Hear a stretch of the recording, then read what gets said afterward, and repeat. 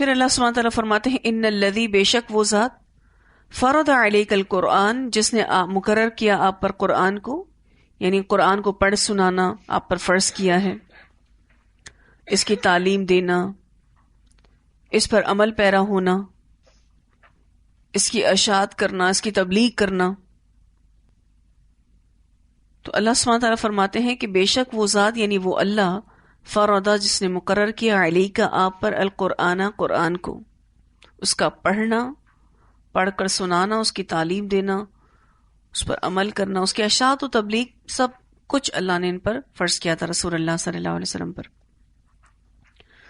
لرادک، البتہ پھیر لے جانے والا ہے آپ کو، الی معاد، لوٹنے کی جگہ تک.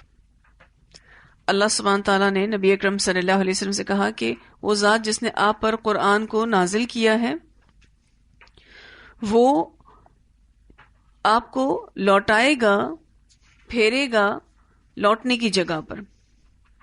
یہ جو آیت ہے، نبی اکرم صلی اللہ علیہ وسلم جب ہجرت کر رہے تھے مدینہ کی طرف، تو اس وقت آپ کو یہ خوشخبری دی گئی تھی. اس راستے میں یہ آیت نازل ہوئی تھی کہ آپ اپنے دین اور اپنی جان کی حفاظت کے لیے مکہ چھوڑ کر جا رہے ہیں، لیکن ایک دن آئے گا کہ آپ فاتح کی حیثیت سے مکہ میں داخل ہوں گے. تو الہ معاد، معاد سے ایک مراد فتح مکہ. جب نبی اکرم صلی اللہ علیہ وسلم مکہ چھوڑ رہے تھے، ہجرت کر رہے تھے، تو ایک روایت میں آتا ہے، سیدنا عبداللہ بن عدی رضی اللہ تعالیٰ عنہ بیان کرتے ہیں کہ میں نے رسول اللہ صلی اللہ علیہ وسلم کو الحزرورہ کی جگہ اوپر کھڑے ہوتے دیکھا. آپ فرما رہے تھے کہ اللہ کی قسم، اے مکہ تو اللہ کی ساری زمین سے بہتر ہے، اور اللہ کے نزدیک اللہ کی ساری زمین سے زیادہ محبوب ہے. اگر مجھے تیری سرزمین سے نکالا نہ جاتا تو میں نہیں نکلتا. اسے ترمذی نے روایت کیا ہے. یعنی جو مکہ کی جو سرزمین ہے، یہ اللہ کی ساری زمین سے بہتر زمین ہے، بہترین خطہ ارض ہے، اور اللہ کے نزدیک اللہ کی ساری زمین سے بھی زیادہ محبوب ہے.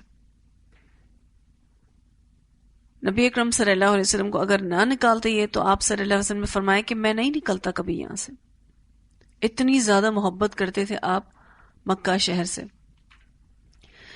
تو اللہ تعالیٰ نے خوشخبری دے دی جب آپ ہجرت کر رہے تھے، لَرَادُّكَ إِلَى مَعَادٍ، کہ البتہ پھیر لے جانے والا آپ کو اللہ تعالیٰ لوٹنے کی جگہ پر. تو پہلی مراد فتح مکہ، دوسری مراد اس سے جنت بھی لی گئی ہے. معاد سے مراد جنت لی گئی ہے. اس سلسلے میں جو وعدے اللہ تعالیٰ نے ان سے کیے وہ بھی اس سے مراد لیے گئے ہیں، جس میں مقام محمود ہے، حوض کوثر ہے. یعنی جو بھی وعدے اس سلسلے میں اللہ تعالیٰ نے آپ سے کیے ہیں وہ بھی اس سے مراد لیے گئے ہیں. بعض مفسرین نے معادن سے مراد آپ صلی اللہ علیہ وسلم کی زندگی کا آخری وقت لیا ہے. بعض مفسرین نے معادن سے مراد آپ صلی اللہ علیہ وسلم کی زندگی کا آخری حصہ لیا ہے، آخری وقت. یعنی جب آپ صلی اللہ علیہ وسلم کا آخری وقت آئے گا تو پورے کا پورا جزیرۃ العرب اسلام کے زیر نگی آ جائے گا، یعنی اسلام وہاں پھیل جائے گا پورے کا پورا جزیرۃ العرب میں. اور یہ بڑھتری نبی اکرم صلی اللہ علیہ وسلم کو ہی حاصل ہوئی کہ آپ کی زندگی میں جب آپ کی زندگی کا آخری وقت آیا تو اس وقت تک اسلام اس عرب کے جزیرے میں پھیل چکا تھا. آپ کے پاس سیاسی بڑھتری بھی تھی اور آپ کے پاس دینی بڑھتری بھی تھی. تو اللہ آپ کو پھیر کر لے جائے گا لوٹنے کی جگہ، فتح مکہ، پھر جنت، اور تیسرا آپ کی زندگی کا آخری وقت، یعنی تب تک پورے اس جزیرۃ العرب میں اسلام پھیل جائے گا. قل کہہ دیجئے، اور ربی، میرا رب، اعلم، خوب جانتا ہے، من جاء، جو لایا، بالہدا ہدایت کو، ومن اور جو کوئی ہوا وہ فی ضلال مبین کھلی گمراہی میں۔ اب مشرکین کی تردید کی جا رہی ہے اس اگلے حصے میں کہ جو آپ صلی اللہ علیہ وسلم کو گمراہ کہتے تھے، آپ ہی کے ذریعے کہلوایا جا رہا ہے کہ اللہ خوب جانتا ہے کہ کون ہدایت پر ہے اور کون گمراہ ہے، اور گمراہی بھی کیسی، کھلی گمراہی۔ وما کنتا اور نہ تھے آپ، ترجو امید رکھتے، ان یلقا کہ ڈالی جائے گی، الیکا آپ کی طرف، الکتاب کتاب۔ نبوت سے پہلے آپ صلی اللہ علیہ وسلم کے وہم و گمان میں بھی نہ تھا کہ آپ رسالت کے لیے چنے جائیں گے۔ نبوت سے پہلے آپ صلی اللہ علیہ وسلم بالکل سوچ بھی نہیں سکتے تھے کہ یوں آپ رسالت کے لیے منتخب کر لیے جائیں گے۔ الا رحمتا من ربک، مگر رحمت ہے تیرے رب کی طرف سے، یعنی یہ قرآن کا ملنا، نبوت کا ملنا، رسالت کا ملنا اللہ کی رحمت تھی۔ فلا تکونن ظہیرا، پس ہرگز نہ ہوئیے گا آپ مددگار، للکافرین کافروں کی۔ کیا رسول اللہ صلی اللہ علیہ وسلم کافروں کی مدد کر سکتے تھے؟ اس کا شبہ بھی نہیں تھا۔ ہم سب امت کو اس آیت کے ذریعے سکھایا جا رہا ہے کہ یہ اللہ کا احسان ہوتا ہے، یہ اللہ کا انعام ہوتا ہے کہ جو چیز ہماری سوچوں میں بھی نہ ہو اور وہ ہمیں مل جائے۔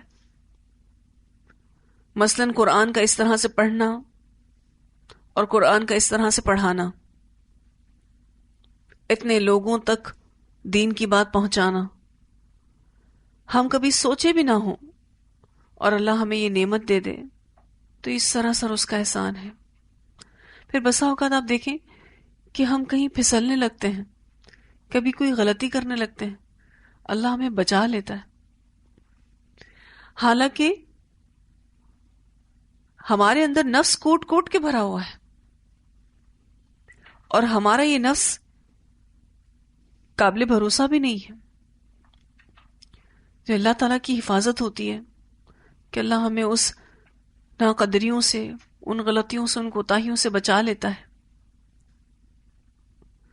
اور ابھی جو آپ ماشاءاللہ قرآن پڑھ رہے ہیں، یہ قرآن کو اس طرح سے پڑھنا، اس کا علم لینا، یہ بڑا خوشگوار مرحلہ ہے، بڑا ہی خوشگوار مرحلہ ہے۔ آپ ابھی اس تعلیم کو جتنا لطف اندوز ہو سکتے ہیں ہونا چاہیے۔ ایک تو یہ اللہ کا کلام ہے، دوسرا اللہ نے آپ کو اتنی وسعت دے دی۔ اس کے پڑھنے سے پہلے ہو سکتا ہے ہم میں سے کتنے ایسے لوگ ہوں جنہوں نے سوچا بھی نہ ہو کہ ہم اس طرح سے پڑھیں گے، اس طریقے سے گھر سے نکلیں گے اور اس طریقے سے ہم اتنے الحمدللہ 20 پاروں کی مکمل کرنے پر آ جائیں گے۔ لیکن جب یہ دینے کی بات آئے گی نا، جب آپ اس کو دینے والے بنیں گے آگے، تو وہ مشکل مرحلہ ہوتا ہے، وہ بھی کرنا ہے۔ کیونکہ پڑھنا اور پڑھانا، دین سیکھنا اور سکھانا، یہ اللہ کی رحمت ہے، سراسر رحمت ہے۔ اگر کوئی اس کو چھوڑ دیتا ہے، اس کام کو چھوڑ دیتا ہے، تو ایک تو اس نے دین کی ناقدری کی، دوسرا اس نے کافروں کو سٹرونگ کیا، کافروں کی مدد کی۔ مثلا الحمدللہ اگر کوئی شخص قرآن کو بہت اچھے سے پڑھ لیتا ہے، پھر وہ اس کو آگے نہیں پہنچاتا، تو اس نے کس کا سپورٹ کیا؟ کافروں کا سپورٹ کیا۔ جس نے پڑھا، اچھے سے سمجھا، عمل میں لایا، آگے پہنچایا، تو اس نے دین کی سربلندی کے لیے کام کیا۔ لیکن جس نے پڑھا، سمجھا، عمل میں لانے کی کوشش کی اور پھر اس کو آگے پہنچایا بغیر بیٹھ گیا، تو یہ دین کی ناقدری ہے، یہ کافروں کو سپورٹ کرنا ہے۔ وَلَا يَسُدُّنَّكَ اور نہ باز رکھیں تجھ کو، نہ ہرگز روکیں تجھ کو، ان آیات اللہ، اللہ کی آیات سے، بعد بعد، اذ انزلت، اس کے کہ نازل کی گئیں، الیکا آپ کی طرف۔ اس راستے سے رکنا نہیں ہے، اس راستے کو چھوڑنا نہیں ہے، کیونکہ اس راستے سے رکنا اور اس راستے کو چھوڑنا بھی کافروں کی مدد کرنا یا کافروں کی پشت پناہی کرنا ہو جائے گا۔ تو آپ کو باز نہ رکھیں، روکے نہ اللہ کے آیات سے جبکہ وہ نازل ہو چکی ہیں آپ پر۔ وَادْعُ إِلَىٰ رَبِّكَ اور بلائیے اپنے رب کی طرف۔ دین کے کام کا مقصد لوگوں کو اللہ سے جوڑنا، اللہ سبحانہ تعالیٰ سے جوڑنا۔ وَلَا تَكُونَنَّ، اور ہرگز نہ آپ ہوئیے گا، من المشرکین، مشرکوں میں سے. یہ ہم میں سے کوئی سوچ بھی نہیں سکتا کہ رسول اللہ صلی اللہ علیہ وسلم شرک کریں گے، نعوذ باللہ. لیکن امت کو سنوایا جا رہا ہے، امت کی اصلاح کی جا رہی ہے کہ اللہ کی طرف لوگوں کو بلاؤ، کہیں تم مشرکوں میں سے نہ ہو جانا، یعنی کہیں یہ کام چھوڑ کر تم مشرکوں کے ساتھی نہ بن جانا. اگر کوئی شخص اللہ کا کام لوگوں کی باتوں میں آ کر چھوڑ دیتا ہے تو یہ بھی شرک ہوگا. اگر کوئی بھی اللہ کا کام لوگوں کی باتوں میں آ کر چھوڑتا ہے تو. وَلَا تَدْعُ مَعَ اللَّهِ إِلَٰهًا آخر، اور نہ تم پکارو اللہ کے ساتھ الہ کوئی دوسرا. لا الہ الا ہو، نہیں کوئی الہ برحق مگر وہی. اب یہ آخری حصہ توحید کی تعلیم کے ساتھ بیان کیا جا رہا ہے. کل شیء، ہر چیز، ہالکن، ہلاک ہونے والی ہے، الا وجہہ، مگر اس کی ذات. ہر چیز ختم ہو جائے گی مگر اللہ کی ذات باقی رہے گی. بعض علماء کہتے ہیں کہ 8 چیزوں کے سوائے قیامت کے دن سب کچھ فنا ہو جائے گا. 8 چیزوں کے سوا، جس میں نمبر 1 اللہ کا عرش، یہ فنا نہیں ہوگا. نمبر 2 اللہ کی کرسی، یہ فنا نہیں ہوگی. اس کرسی کا ذکر ہم نے پڑھا تھا آیت الکرسی میں، وسع کرسیہ السماوات والارض. تیسری چیز جنت. بعض علماء کے نزدیک جنت بھی فنا نہیں ہوگی. پھر دوزخ، پھر روح، پھر ریڑھ کی ہڈی کا آخری حصہ سب کا باقی رہتا ہے، وہ فنا نہیں ہوتا. لوح محفوظ اور قلم. بعض مفسرین کے نزدیک یہ 8 چیزوں کے سوائے قیامت کے دن سب کچھ فنا ہو جائے گا. لوح محفوظ اور قلم بھی اس میں شامل ہے. کل شیء ہالک، ہر چیز ہلاک ہونے والی ہے، الا وجہہ، سوائے اس کی ذات کے، لہ الحکم، اسی کے لیے حکم ہے، وإلیہ ترجعون، اور اسی کی طرف تم سب پلٹائے جاؤ گے. یہ سوچ کر ایک شعوری مسلمان بننا ہے کہ ہم سب اللہ کی طرف ہی پلٹائے جائیں گے. حکم بھی اسی کا ہی چلتا ہے اور اسی کی طرف ہی پلٹ کر جانا ہے. تلاوت سنتے ہیں آیات کی. إن الذي فرض عليك القرآن لرادك إلى معاد قل ربي أعلم من جاء بالهدى ومن هو في ضلال مبين وما كنت ترجو أن يلقى إليك الكتاب إلا رحمة من ربك فلا تكونن ظهيرا للكافرين ولا يصدنك عن آيات الله بعد إذ أنزلت إليك وادع إلى ربك ولا تكونن من المشركين ولا تدع مع الله إلها آخر لا إله إلا هو كل شيء هالك إلا وجهه لَهُ الْحُكْمُ وَإِلَيْهِ تُرْجَعُونَ۔